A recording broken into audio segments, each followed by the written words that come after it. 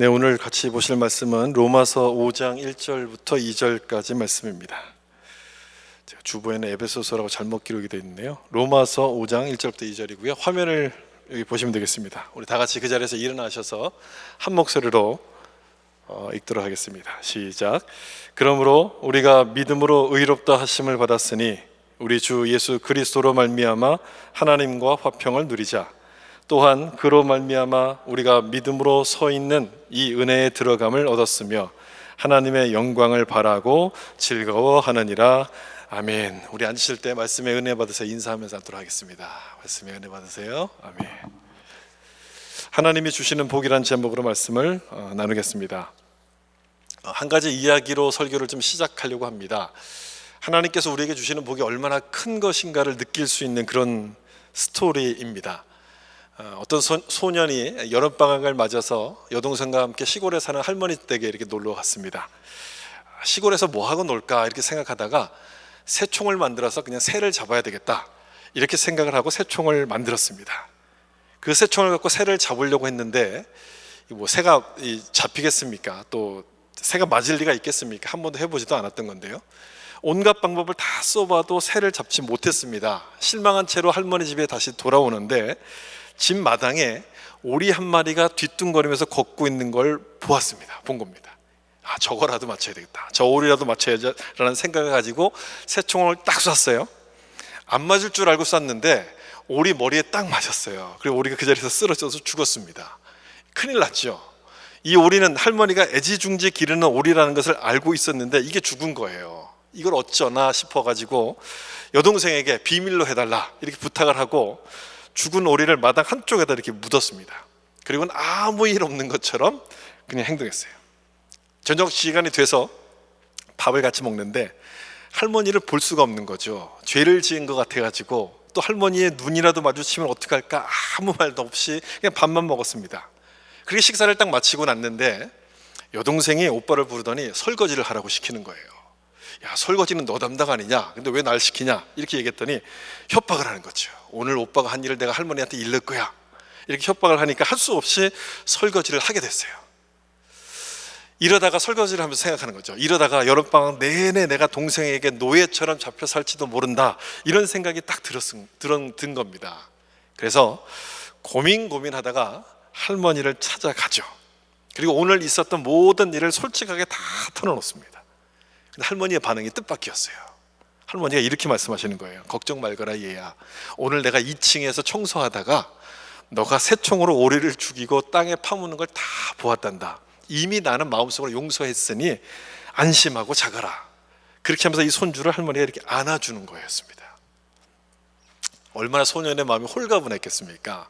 마음을 막 짓눌렀던 모든 걱정들이 다 사라지면서 아주 평안해진 거죠. 그래서 그날 밤 아주 단잠을 자고 이튿날 일어나서 아침을 맛있게 먹었습니다. 역시나 다를까 여동생이 이번에도 오빠에게 설거지하라고 협박을 하지만 할 필요가 없죠. 어젯밤에 할머니에게 모든 내용들을 다 털어놓고 용서를 받았기 때문에 설거지할 필요가 없는 거예요. 그래서 난 이제 설거지 안 한다, 설거지 할 필요 없다, 이렇게 큰 소리를 쳤다는 그런 스토리입니다. 여러분, 이 스토리가 무엇을 의미하는지 아마 이해가 되실 겁니다. 오리를 죽이고 할머니를 피했던 이 소년처럼 죄를 범한 우리도 하나님으로부터 도피했습니다. 잠깐이지만 여동생에게 노예가 되었던 이 소년처럼 우리도 사탄의 종이 되어서 죄책감 속에 살았습니다. 마음의 평안을 잃어버린 채 우리가 살아왔는데 이 모습이 바로 죄인의 모습 아니겠습니까? 뭘 해도 평안이 없습니다. 뭘 해도 기쁨이 없습니다. 그런데 오늘 우리가 읽은 이 본문의 말씀은 이런 우리들에게 아주 기쁜 소식 하나를 알려줍니다. 예수님께서 우리 죄를 용서해 주셔서 하나님과 화평하게 만드셨다는 것을 말씀하고 있어요. 다시 한번 보세요. 오늘 우리가 읽었던 로마서 5장 1절이에요. 그러므로 우리가 믿음으로 의롭다 하심을 받았으니 우리 주 예수 그리스도로 말미암아 하나님과 화평을 누리자. 예수님을 통해서 하나님과 화목하게 되었다는 것을 지금 말씀하는 거예요.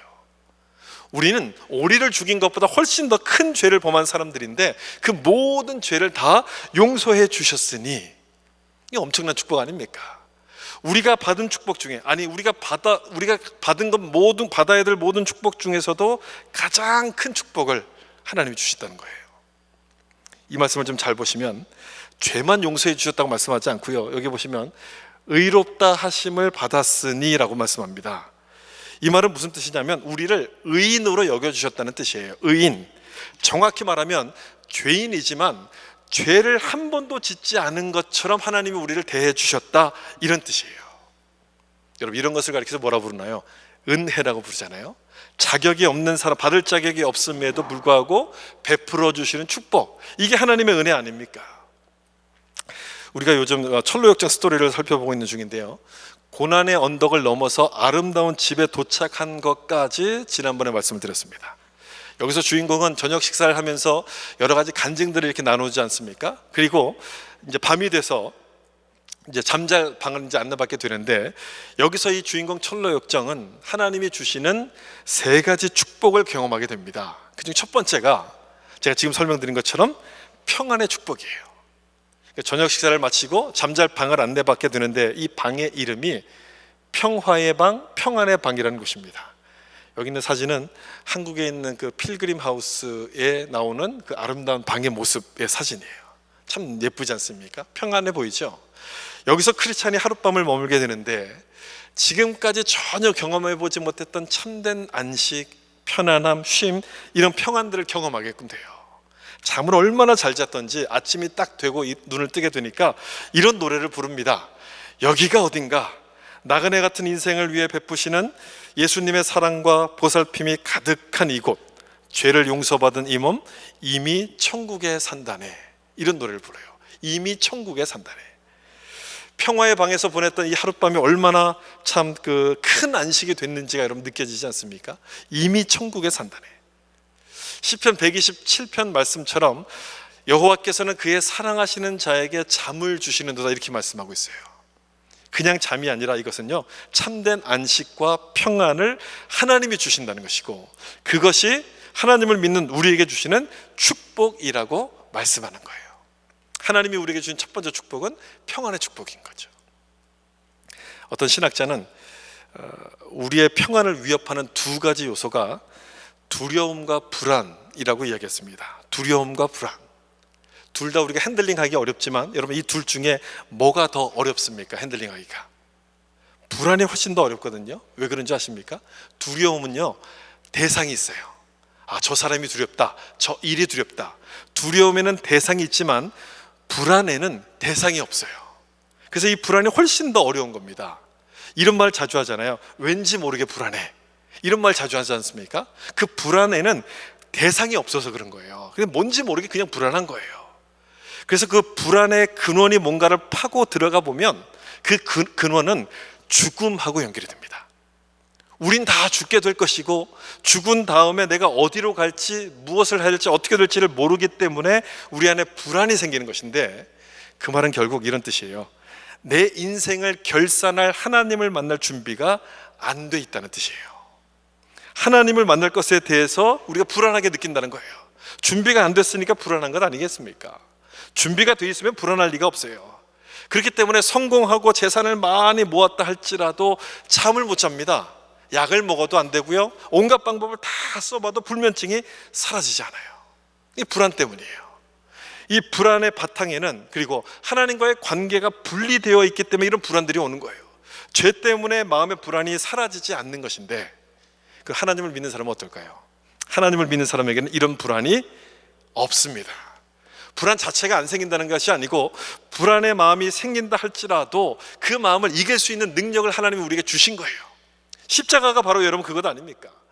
예수님께서 십자가에서 죽으심으로 말미암아 우리 죄를 용서해 주셨기 때문에 우리는 죄의 심판을 받지 않습니다. 심판에 대한 두려움이 없는 거죠.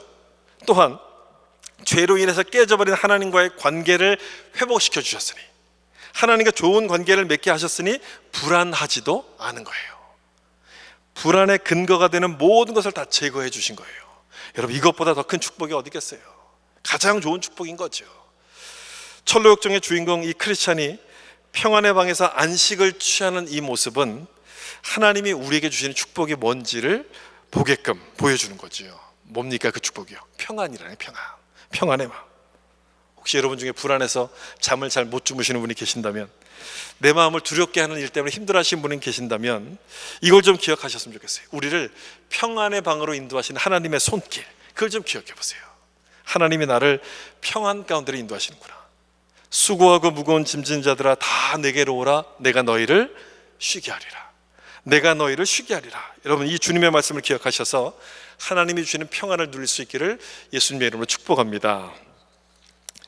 이 주인공 크리스찬이 아름다운 집에서 세 가지 방을 보게 되는데, 첫 번째가 평화의 방이었고요, 두 번째가 그림이 흐려서 잘 안 보이는데 이 서재입니다. 책들이 많이 꽂혀 있는 서재.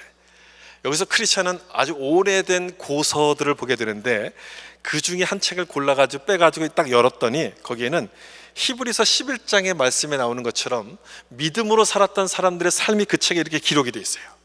그 중에 한 부분이 이 말씀입니다. 히브리서 11장 33절부터 34절에 나오는 말씀이에요. 제가 읽어드리겠습니다.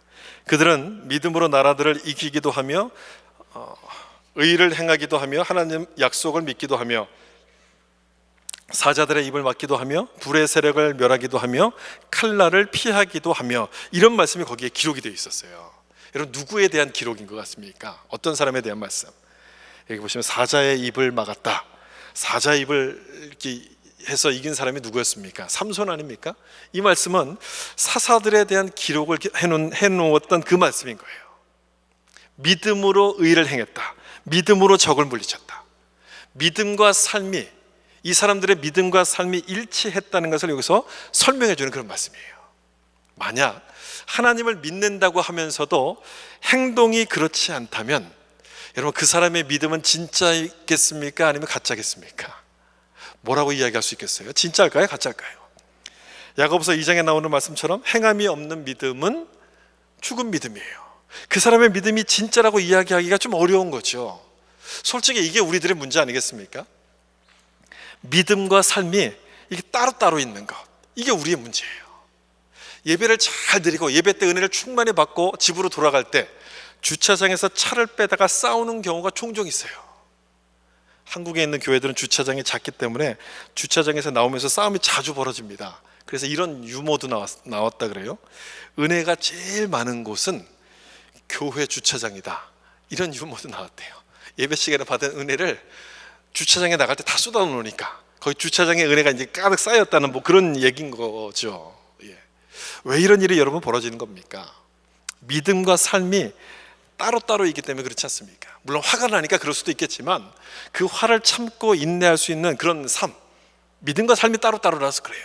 진짜 우리가 믿는다면 행동은 따라가게 돼 있습니다. 여러분, 그렇지 않습니까? 내가 믿는 대로 행동하는 것 아닙니까? 내가 믿는 대로, 내가 기대하는 대로 행동하기 때문에 믿음과 삶은 절대로 분리가 될 수 없어요. 믿음을 설명하는 히브리서 11장 1절을 보세요. 우리 잘 아는 말씀이죠. 같이 한번 읽어볼게요. 믿음은 바라는 것들의 실상이요 보이지 않는 것들의 증거니. 여기서 두 가지 단어를 좀 잘 보셔야 돼요. 실상이라는 단어와 증거라는 단어인데, 실상이라는 것은요 아주 기초가 된다, 단단한 기초, 이런 뜻이에요. 믿음은 바라는 것, 소망의 기초가 된다는 거예요. 믿음을 가지면 소망이 생기잖아요. 그 소망을 견고하게 만들어주는 게 뭐냐? 그 믿음이 견고하게 만들어준다는 거예요. 또한 그런 증거라고 되어 있잖아요. 증거. 이 증거는 개런티한다는 얘기예요. 보증한다는 뜻이에요. 우리 눈에 보이지 않는 그것들을 믿음이 보증해준다, 이런 뜻인 거예요. 우리는 하나님의 약속을 믿고 그 약속을 기다리지 않습니까? 근데 하나님의 약속이 보입니까? 안 보입니까? 안 보여요. 보이지 않아요. 근데 어떻게 우리가 그걸 믿습니까? 믿으면 그 약속이 보이기 때문에 그래요. 믿으면 그 약속이 보이는 거예요. 그래서 믿음이 그걸 보게 만들어서 그 약속을 붙들고 그렇게 살 수 있도록 우리를 도와주는 겁니다. 따라서 믿음과 삶은 따로따로가 될 수 없는 거예요. 아무리 힘들고 아무리 어려운 일이 찾아온다 할지라도 하나님의 약속을 붙들게 되는 겁니다. 믿음이 소망을 갖게 만들고 믿음이 용기를 갖도록 그렇게 우리를 만들어주는 거예요. 좋은 예가 아브라함 아닙니까? 그래서 히브리서 11장에 나오는 쭉 인물들 중에서 첫 번째 인물이 아브라함이잖아요. 아브라함은 하나님이 떠나라 하는 그 말씀을 듣고 거기가 어딘지도 모른 채 떠납니다. 저는 이 부분이 우리와 다른 점이라고 생각해요. 아브라함의 다른 점. 우리는 어떻게 합니까, 여러분? 하나님께 이렇게 말씀하죠. 어딘지 하나님 알려주세요. 저에게 어딘지 알려주시면 제가 가겠습니다. 우린 이렇게 말을 해요. 이것이 우리의 모습인데 아브라함은 그렇게 하지 않습니다. 어딘지 모르지만 그냥 말씀을 믿고 가는 거예요. 말씀을 믿으니까 믿음이 보이지 않는 그 약속을 볼 수 있도록 이렇게 만들어주는 거예요. 그래서 아브라함이 그 말씀대로 가는 거예요. 그런데 여기서 중요한 것은 뭐냐면 그 믿음이 어디서부터 왔느냐 하는 부분이에요. 어디서 왔습니까? 뭘 들었을 때 생겼어요? 하나님 말씀을 들었을 때 생긴 거예요. 다시 말하면 하나님이 그 믿음을 주셨다는 것이고, 그래서 성경은 믿음을 가리켜서 하나님의 선물이라고 말씀해요. 하나님이 우리에게 주시는 축복이 뭐냐? 믿음이란 선물을 우리에게 주신다는 거예요. 선물. 믿음을 선물로 주신다. 우리가 살면서 힘들다고 느낄 때가 참 많지 않습니까? 왜 힘들다고 느끼십니까? 돈이 없거나 또는 내가 능력이 없어서 힘들다고 우리가 생각하는 것 같은데, 가만히 생각해 보면 실은 그것이 없어서가 아니라 믿음이 없어서 힘이 드는 겁니다. 믿음이라는 것은 하나님의 약속을 보증하고 내 삶의 기초가 되는 것인데, 그 믿음이 없다고 생각해 보세요. 내 삶이 흔들릴 수밖에 없는 것 아닙니까? 당연히 힘들 수밖에 없게끔 되는 것이죠. 따라서 하나님이 우리에게 주시는 것은 바로 이 축복이라는 믿음인 거예요. 믿음. 그래서 이 믿음을 통해서 소망을 갖게 되고 그 어려운 일들을 감당할 수 있는 힘을 얻게끔 되는 것인데, 이거를 하나님께서 우리에게 주신 거예요. 물론 믿음으로 산다고 해서 힘든 일들이 다 사라지는 것은 아니지만 그것을 감당할 수 있는 힘을 주신다는 것이죠. 그래서 더 중요한 것은 뭐냐? 그렇게 믿음으로 사는 사람을 하나님께서 기억을 하신다는 거예요. 하나님께서 기억하신다는 것. 바로 아까 보았던 그 서재에서 보관되어 있던 책의 내용들이 바로 그걸 말해주는 것 아닙니까? 하나님이 믿음의 사람의 삶을 기억하시고 다 기록해 놓으신다는 거예요. 그래서 저는 이 서재가 나오는 이 장면을 보면서 이런 생각을 해봤습니다. 하나님이 나에 대해서 기록하신다면 뭘 기록하셨을까? 여러분들도 한번 생각해 보세요. 하나님께서 여러분의 삶을 기록하신다면 어떤 내용을 기록해 놓으실 것 같습니까? 여러분, 우리 삶이 하나님 앞에 기록된다는 것을 여러분 기억하셔서 믿음으로 살아가는 여러분 될 수 있기를 주님의 이름으로 축복합니다. 앞에 두 방도 참 중요하지만 마지막 나오는 이 세 번째 방이 굉장히 중요해요. 하나님이 주시는 복이 정말 우리에게 필요하다는 것을 보여주는 것이 바로 이 마지막 세 번째 방이거든요. 여러분, 어떤 방인지 궁금하시죠? 세 번째 방은 이게 흐려서 한번 무기고입니다. 무기고. 여기 갑옷, 투구와 갑옷 입은 저기가 있고요. 이 뒤에 칼들이 이렇게 걸려 있는데, 세 번째 방은 무기고예요. 여기서 주인공 크리스찬이 머리부터 발끝까지 완전 무장을 한 다음에 순례길을 나서게 되는데, 여러분 이걸 보면, 이 장면을 보면 아름다운 집에 왜 무기고가 있는지 짐작이 되지 않습니까? 왜 무기고가 거기 있을까요? 우리 삶도 마찬가지로 순례자의 삶과 마찬가지인데, 그런 우리에게는 뭐가 필요하기 때문에 영적인 무기가 필요하다는 것을 보여주기 위해서 바로 이 세 번째 방이 무기고였던 거예요. 어떤 무기들이 있는가를, 그 종류를 보기 전에 왜 영적 무장이 필요한가부터 좀 생각을 좀 해보려고 합니다. 에베소서 6장 11절에 바로 그 내용이 나오는데, 여기 보시면 이렇게 돼 있어요. 마귀의 간계를 능히 대적하기 위하여 하나님의 전신갑주를 입으라. 영적 무장이 왜 필요한 겁니까? 뭘 대적하기 위해서? 마귀의 간계를 대적하기 위해서. 사탄은 우리가 신앙생활을 하지 못하도록, 하나님을 믿지 못하도록 여러 가지로 방해합니다. 여러 가지 방해하는데, 그 방법이 굉장히 조직적이고 교묘하고 아주 방대합니다. 사탄의 전략이 아주 커요. 너무 크기 때문에 이게 사탄의 전략인가 아닌가 모호할 때가 굉장히 많습니다. 우리가 판단하지 못할 때가 굉장히 많아요. 예를 들어서 세상의 트렌드, 세상의 유행, 이런 거 갖고 우리를 공격할 때가 있거든요. 그럼 우리가 그게 사탄의 유혹인지 잘 모르는 거예요. 요즘 가장 유행하는 트렌드가 여러분 뭡니까? 젠더 이슈 아닙니까? 한국에서는 이 차별금지법이라는 이름으로 이제 뭐 동성애자라든지 아니면 트랜스젠더를 옹호하는 이런 분위기가 이제 한국에서 막 생기게 되죠. 이곳에서 북미주나 또 유럽에서는요, 자기 성별을 스스로가 결정할 수 있도록 그렇게 만들었어요. 그래서 제3의 성이라는 것이 나오게 됩니다. 인정하게끔 돼요. 이런 일들이 요즘 갑자기 벌어지는 것처럼 여러분 느끼실지는 모르겠어요. 근데 갑자기 벌어지는 게 아니고요, 쭉 이어져 오다가 이런 일들이 딱 튀어나오게 된 겁니다. 지금 시대를 가리켜서 뭐라 부르냐면 포스트 모던 시대 이렇게 보통 부르잖아요. 포스트 모던 시대의 특징이 뭐냐? 이 시대를 설명하는 두 가지 키워드는 파괴와 해체입니다. 파괴와 해체. 모던 시대까지 지켜오던 그런 여러 가지 가치와 제도들이 더 이상 우리에겐 도움이 되지 않는다고 생각한 거예요. 필요가 없는 것 아니겠습니까? 그래서 거기서부터 벗어나야 된다고 생각해서 파괴하기 시작하고 해체하기 시작했어요. 이게 포스트 모던 시대의 특징이에요. 그동안 모던 시대까지는 인간의 이성, 인간이 만들어 놓은 과학, 이것만 가지면 우리가 이제 잘 살 수 있다, 모든 문제가 해결된다라고 믿었는데 1차 세계대전이 터졌고 2차 세계대전이 벌어지면서 이것도 믿을 수 없다는 것을 사람들이 생각하기 시작했어요. 야, 이것도 우리를 건져줄 수 없구나. 그러면서 이 세상에는 믿을 게 하나도 없다는 생각을 하게 되는데, 여러분 그러면 어떻게 해야 됩니까? 하나님께로 돌아가야 되는 것 아닙니까? 세상에 믿을 게 하나도 없으니 하나님께로 돌아가야 되는데 사람들은 그렇게 하지 않고요, 기존의 체제를 거부하는 쪽으로 갑니다. 그게 지금 시대의 모습인 거예요. 젠더 이슈를 들고 나와서 가정이란 이 가치를 파괴시키기 시작해요. 남녀라는 성의 개념을, 제3의 성을 가지고 나와서 이걸 막 무너뜨려요. 가정도 하나님이 주신 것이고요, 내가 남자이고 여러분들이 여자인 것 하나님이 우리에게 주신 것 아닙니까? 하나님이 만드신 것들을 파괴시키는 거예요. 이 일들은 누가 하는 겁니까? 사람이 하는 게 아니라 사탄의 전략인 거예요. 사탄에 의해서 사탄이 주도하는 거예요. 이렇게 사회 구조를 바꾸고 패러다임을 변화시켜서 하나님을 믿지 못하게 만들기 때문에 하나의 트렌드, 유행이란 이름으로 우리 가운데 이렇게 찾아오기 때문에 이것이 사탄의 공격인지를 우리가 눈치를 못 채는 겁니다. 6장 11절에 마귀의 관계라고 되어 있어요. 마귀란 단어가 나오죠. 이 마귀란 단어는 영어로는 devil이란 단어고 헬라어로 디아블로라는 데서부터 나온 말이 devil이란 단어예요. 디아블로는 디아와 블로 두 가지 단어가 합쳐진 말인데, 디아, 뭐뭐 사이에, between이란 뜻이고요, 블로는 이 던지다 이란 뜻이에요.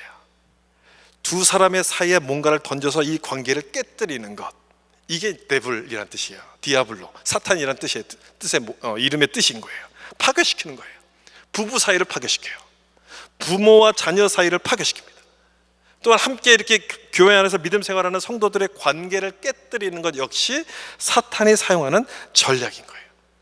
이렇게 교묘하고도 조직적으로 우리를 공격하기 때문에 우리 힘으로는 이 공격을 대적하기가 어렵습니다. 그래서 뭐가 필요합니까? 영적인 무기, 영적 무장이 우리 가운데 이렇게 필요한 거예요. 마귀의 관계라고 되어 있잖아요. 관계란 단어는 그 헬라어로 메소도이아라는 단어인데, 이 단어에서부터 나온 영어 단어가 메소드라는 단어예요. 방법이라는 단어예요. 그러니까 사탄은 우리를 방해하기 위해서는 온갖 수단 방법을 다 쓴다는 얘기예요. 우리가 생각하지 못하는 방법까지, 우리가 전혀 예측하지 못하는 방법까지 동원해서 우리를 공격하기 때문에 우리 힘으로 맞설 수 있겠습니까? 맞설 수가 없는 거죠. 어떤 신학자는 이런 말을 했어요. 사탄에게는 여러 개의 박사 학위를 수여할 만하다. 그만큼 고수라는 거예요. 그만큼 뛰어나다는 거예요.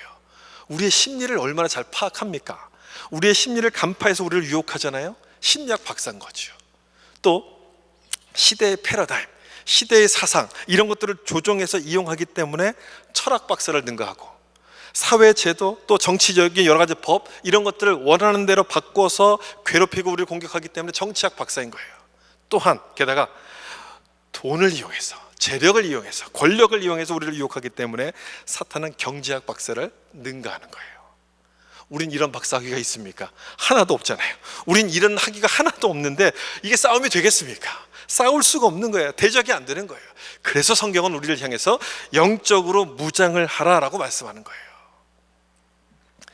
사탄이 엄청난 능력을 가지고 우리를 대적하는 것 같지만 사실 중요한 것은 뭐냐면 사탄은 전지전능한 존재가 아니라는 점이에요.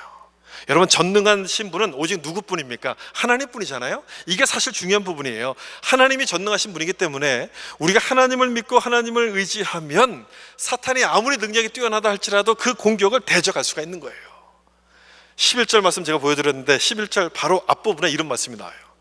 너희가 주 안에서와 그 힘의 능력으로 강건하여지고, 주 안에서 강건하여지고, 그 다음에 영적 전신갑주를 입으라, 이 말씀이 이어져요. 우리는 약하지만 주님은 강하시기 때문에 그 주님의 능력이 나에게 임하면 충분히 사단의 공격을 대적할 수 있다는 거예요.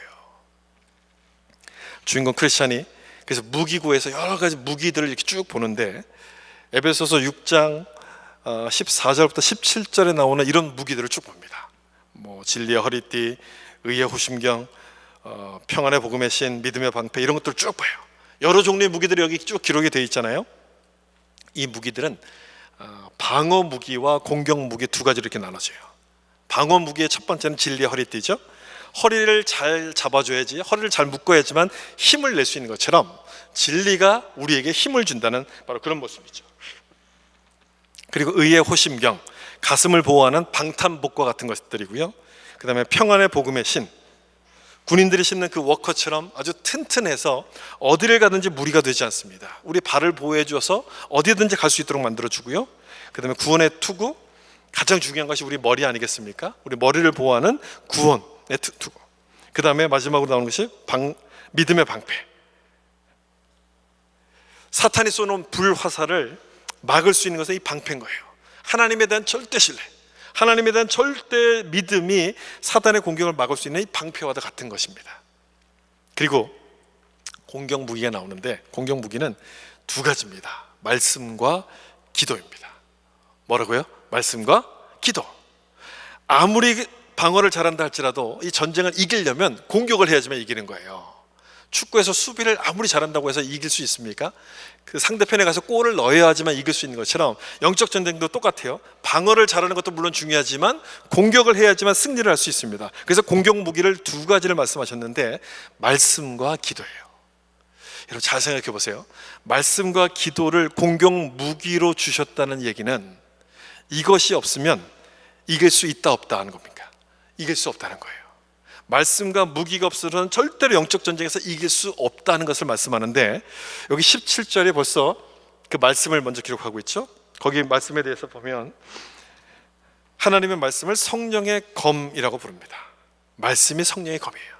말씀을 읽고 묵상하게 될 때 성령께서 그 말씀을 통해서 사탄의 유혹을 분별하게 합니다.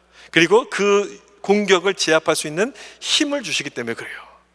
따라서 말씀을 자주 읽는 것은 굉장히 중요하죠. 말씀을 묵상하는 것은 굉장히 중요해요.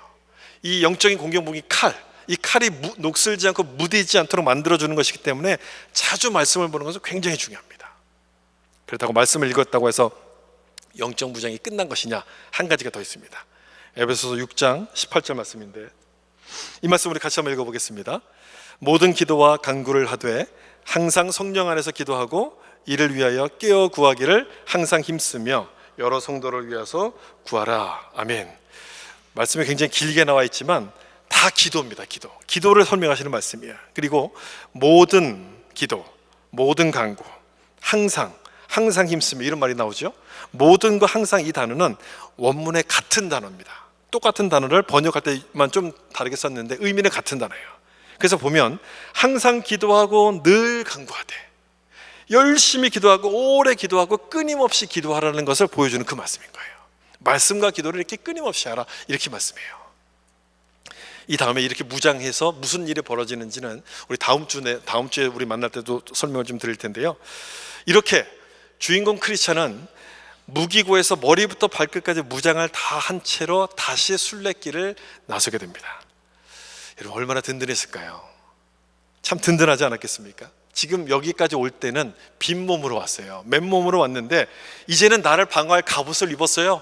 그리고 이 방패를 들었습니다. 그리고 공격할 믿음의 칼을 들고 있었습니다. 어떤 것도 두렵지가 않았을 거예요. 여러분 이것이 하나님을 믿는 우리에게 주시는 그 축복이라는 사실 여러분 기억하시길 바랍니다. 믿으시길 바랍니다. 이런 축복을 우리에게 주세요. 평안을 주시고요, 믿음을 주세요. 게다가 우리를 넘어뜨리는 영적인 공격이 찾아올 때마다 그것과 맞서 싸울 수 있도록 우리 가운데 이렇게 무기를 주시는 거예요. 든든하지 않습니까 여러분? 하나님이 우리를 얼마나 사랑하시는지, 그리고 이 순례길을 끝까지 완주할 수 있도록 하나님이 도와주시는지가 이 말씀을 통해서 우리 느껴지지 않습니까? 주인공 크리스찬이 묵었던 이 아름다운 집이 교회를 상징한다고 지난번에 말씀드렸어요. 교회를 상징합니다. 이 아름다운 집이. 교회를 주신 목적이 뭡니까 여러분? 하나님을 예배하는 것이 1차적인 목적이죠. 하나님을 예배하는 것과 함께 오늘 설명드린 것처럼 인생의 순례길에 가는 우리를 영적으로 무장시켜서 이 영적 전쟁 가운데, 사탄의 공격 가운데서 맞서 싸우게 하기 위해서, 그래서 우리 가운데 이 교회를 주신 거예요. 교회를 통해서 우리를 영적으로 무장시키기 위해서 우리를 교회를 우리에게 주셨다는 겁니다. 그러므로 하나님이 주시는 축복이 뭐냐? 교회가 하나님이 주시는 복이 된다는 거예요. 교회가 하나님의 복이에요. 교회를 통해서 우리를 영적으로 무장시켜 주시는데, 저는 여러분들이 이 모든 축복을 다 누리셨으면 좋겠어요. 이 모든 축복을 다 받으셨으면 좋겠어요. 교회를 통해서 주시는 이 축복, 전쟁에서 이길 무기를 하나님이 다 주신다고 말씀하시는데, 여러분 이걸 안 받으면 나만 손해 아닙니까? 이걸 왜 안 받겠습니까? 다 받아야 되는 것이죠. 주일 예배만 드린 것으로 여러분 만족하지 마시고, 성경 공부도 참석하시고, 새벽 기도, 또 기도 모임에도 여러분 참석하셔야 돼요. 또 주보에 나오는 것처럼 성경 통독 스케줄이 나오지 않습니까? 성경 읽는 그 모임, 그 스케줄에도 여러분 참석하셔야 돼요. 그렇게 하는 시간들이 내가 영적으로 무장이 되어가는 과정들이기 때문에 그렇습니다. 아무것도 아닌 것 같죠? 근데 그 작은 시간이 나를 영적으로 무장시켜주는 그런 시간들이 되는 거예요. 기회가 되는 거예요. 사랑하는 성도 여러분, 교회를 통해서 우리에게 주시는 하나님의 축복이 무엇인지를 여러분 기억하시고, 그걸 구하셔서 인생의 순례길 가운데서 승리하신 여러분 될 수 있기를 예수님의 이름으로 축원합니다. 기도하겠습니다.